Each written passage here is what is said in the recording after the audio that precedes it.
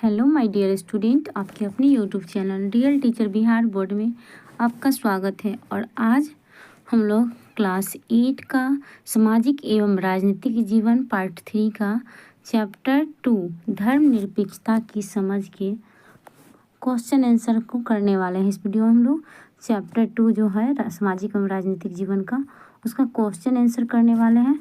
तो चलिए देर न करते हुए शुरू करते हैं। आते हैं क्वेश्चन नंबर के पेज पे। हाँ देखिए, यहाँ पे कह रहा है अपने आस पड़ोस में प्रचलित धार्मिक क्रियाकलापों की सूची बनाइए। एक लिस्ट बनाना है। आप विभिन्न प्रकार की प्रार्थनाओं, देवी देवताओं की पूजा, विभिन्न पवित्र स्थानों, विभिन्न प्रकार के धार्मिक संगीत, गायन आदि को देख सकते हैं। क्या इससे धार्मिक क्रियाकलापों की स्वतंत्रता का पता चलता है? तो चलिए इसका आंसर देखते हैं। इसका आंसर यहाँ हम बनाए हैं। देखिए, हमारे आसपास की पड़ोस में प्रचलित धार्मिक क्रियाकलापों की सूची निम्नलिखित सूची में बड़ी की मात्रा होती है। तो हिंदू धर्म में क्या होता है क्रियाकलाप? भजन, संगीत, प्रार्थना, पूजन, कीर्तन, रात्रि जागरण, जगराता, ये सब होता है ना। मुस्लिम में नमाज पढ़ा जाता है। सिख धर्म में प्रभात फेरी, कीर्तन, शपथ, दरबार, अरदास, नगर कीर्तन, ये सारे होते हैं। ईसाई धर्म में प्रार्थना होते हैं। और उसके साथ जो एक और क्वेश्चन था कि क्या इससे धार्मिक क्रियाकलापों की स्वतंत्रता का पता चलता है? तो इसका आंसर हो जाएगा कि हाँ, इनसे धार्मिक क्रियाकलापों की स्वतंत्रता का पता चलता है। अब सेकंड क्वेश्चन है, अगर किसी धर्म के लोग यह कहते हैं कि उनका नवजात शिशु को मारने की छूट देता है, तो क्या सरकार किसी तरह की दखल देगी या नहीं? अपने के उत्तर के समर्थन में कारण बताइए। अपना जो उत्तर लिखेंगे उसमें कारण भी बताना है। तो उत्तर मेरा हाँ में आ रहा है। हाँ, सरकार इस प्रकार की स्थिति में दखल देगी।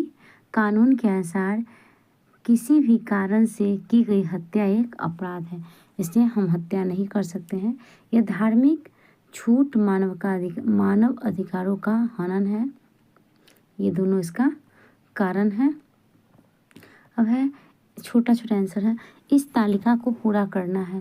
देखिए यहाँ पे उद्देश्य है। यह महत्वपूर्ण क्यों है? आप यहाँ क्वेश्चन में भी देख सकते हैं।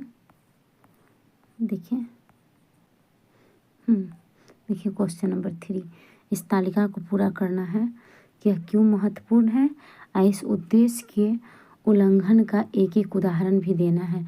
एक धार्मिक समुदाय दूसरे समुदाय पर वर्चस्व नहीं रखता, यह क्यों महत्वपूर्ण है? इसका उल्लंघन का उद्देश्य उधर देख लेंगे। पहले तीनों क्वेश्चन देख लेते हैं। राज्य न तो किसी धर्म को थोपता है, ना ही लोगों की धार्मिक स्वतंत्रता छीनता है, इसका भी महत्वपूर्ण क्यों है और इसका क्या कारण है? उद्देश्य के उल्लंघन का उदाहरण वो देखेंगे। एक ही धर्म के कुछ लोग अपने ही धर्म के दूसरे लोगों को न दबाएं, तो क्यों महत्वपूर्ण है ये भी देखेंगे। चलिए अब आते हैं आंसर के पेज पे। यहाँ देखिए आंसर है इसका। देखिए इसी में आंसर भर दिया गया है। लिखे हैं, यह समुदाय के समान विकास हेतु महत्वपूर्ण है। जब एक धार्मिक समुदाय दूसरे समुदाय पर वर्चस्व नहीं रखता है, यह इसलिए महत्वपूर्ण है क्योंकि इससे समान विकास होगा। जम्मू कश्मीर मुसलमान हिंदुओं पर वर्चस्व रखते हैं, ये इसका उल्लंघन का उदाहरण है। जब से धारा 370 हटा है, काफ़ी मतलब कि मामले में हम लोग को आज़ादी मिली है जम्मू कश्मीर में। आप लोग देखिए ऐसा, राज्य न तो किसी को धर्म थोपता है, ना ही स्वतंत्रता छीनता। तो इसका महत्वपूर्ण इसे अल्पसंख्यकों के प्रति अत्याचार भेदभाव को रोकने हेतु ऐसा महत्वपूर्ण है। श्रीलंका में तमिल पर सिंहलियों का वर्चस्व है। सिंहली एक जाति है श्रीलंका में, उनका वर्चस्व ज़्यादा है तमिलों पर श्रीलंका में। तो ये इसका उदाहरण है। अब नेक्स्ट है, एक ही धर्म के कुछ लोग अपने ही धर्म के दूसरे लोग को न दबाएं। तो ऐसा इसलिए है कि शांति, सहनशील, समन्वय और सौहार्दपूर्ण वातावरण बना रहे, इसलिए ऐसा। हिंदुओं में छुआछूत का प्रचलन इसका उल्लंघन का उदाहरण है, जो अब काफ़ी हद तक कम हो गई है, जो पहले थी। अपने स्कूल की छुट्टियों के वार्षिक कैलेंडर को देखना है आपको। उनमें से कितनी छुट्टियां विभिन्न धर्मों से संबंधित है, इससे क्या संकेत मिलता है, इसको हम लोग को देखना है इस क्वेश्चन में। तो चलिए देखते हैं।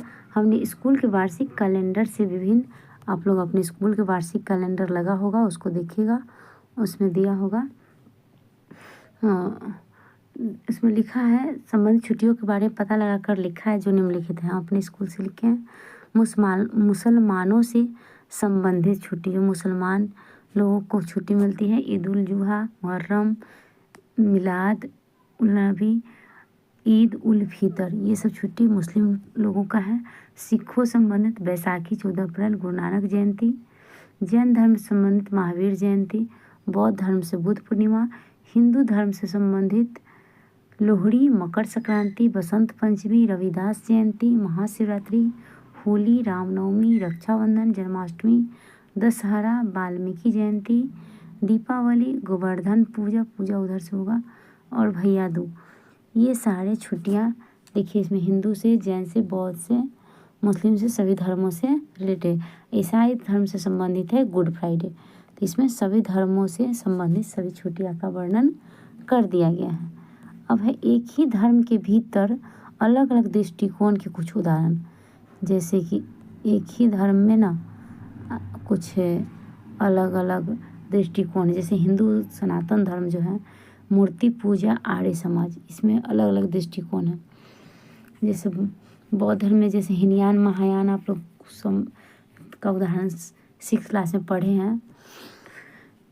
इस्लाम में शिया और सुन्नी दो अलग अलग हैं दृष्टिकोण। सिख में केसधारी नामधारी, कुछ लोग नामधारी और कुछ लोग केसधारी हैं। बौद्ध में मैंने जो बताया 6th क्लास की चर्चा, हीनयान महायान। ईसाई में कैथोलिक और प्रोटेस्टेंट, जैन में दिगंबर और श्वेतांबर, ये दो हैं इसके दृष्टिकोण। चलते हैं क्वेश्चन नंबर 6 पे। भारतीय राज्य धर्म से फासला भी रखता है और उसमें हस्तक्षेप भी करता है, उलझाने वाला विचार लग सकता है। इस पर कक्षा में एक चर्चा करना है, डिबेट करना है आप लोग को अपने में। चर्चा के लिए इस अध्याय में दिए गए उदाहरणों के अलावा आप अपनी जानकारी के अन्य उदाहरणों का भी सहारा ले सकते हैं। इस चैप्टर में जो बहुत सारे चित्र दिए गए हैं, उदाहरण दिए गए हैं। भारतीय राजधर्म से फासला। भारतीय राज किसी एक धर्म को समर्थन नहीं देता है, धर्मनिरपेक्ष राज है। भारत में कचहरी, थाने, सरकारी विद्यालय, दफ्तर जैसे संस्कारी संस्थानों में किसी खास धर्म को प्रोत्साहन देने और उनका प्रदर्शन करने की छूट नहीं है। अब है भारतीय राज का, ये तो था धर्म से फासला। अब धर्म में हस्तक्षेप क्या करता है देखिए, तो ये है धर्म के नाम पर अलग अलग करना और भेदभाव रोकने के लिए भारतीय संविधान में छुआछूत पर पाबंदी लगाई गई है। माँ बाप की संपत्ति में बराबर हिस्से के अधिकार का सम्मान करने के लिए राज्य के समुदाय में धर्म पर आधारित निजी कानून उधर से होगा में भी हस्तक्षेप कर सकता है। अब है क्वेश्चन नंबर 7। साथ में दिया गया पोस्टर शांति के महत्व को रेखांकित करता है। इस पोस्टर में कहा गया कि शांति कभी न खत्म होने वाली प्रक्रिया है, यह आपसी भिन्नताओं को साझा हितों के नज़रअंदाज करके नहीं चल सकती। ये वाक्य क्या बताते हैं, अपने शब्दों में लिखना है। धार्मिक सहिष्णुता से इसका क्या संबंध है, तो देखिए यहाँ पे क्वेश्चन का चित्र भी मैं दिखा दूँ। क्वेश्चन के पेज पे आते हैं, देखिए यही क्वेश्चन है।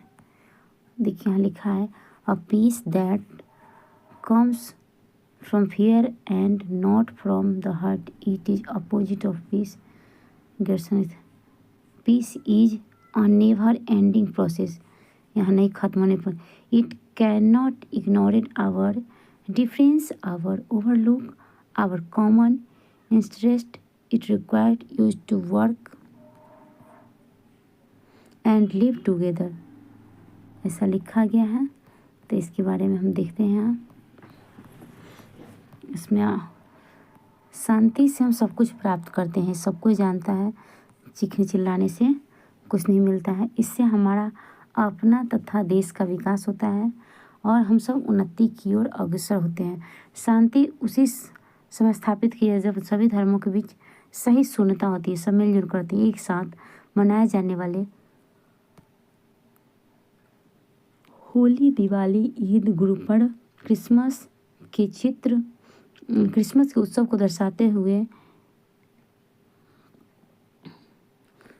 चित्र बनाया जा सकता है। मतलब कि इस पर पैराग्राफ बनाना था ना, पोस्टर आपको, तो एक पोस्टर बनाना था। तो ये पोस्टर चाहे तो बुक में दिया गया है कई सारे पोस्टर, उसमें से बना सकते हैं, या होली, दिवाली, ईद, गुरु पर्व, क्रिसमस के उत्सव को दर्शाते हुए कोई भी चित्र बना सकते हैं खुद से। तो थैंक्स फॉर वॉचिंग। आज के लिए इतना ही। अगर आपको वीडियो समझ में आया हो तो वीडियो को लाइक ज़रूर करें। चैनल पर पहली बार आए हैं तो चैनल को लाइक सब्सक्राइब ज़रूर कर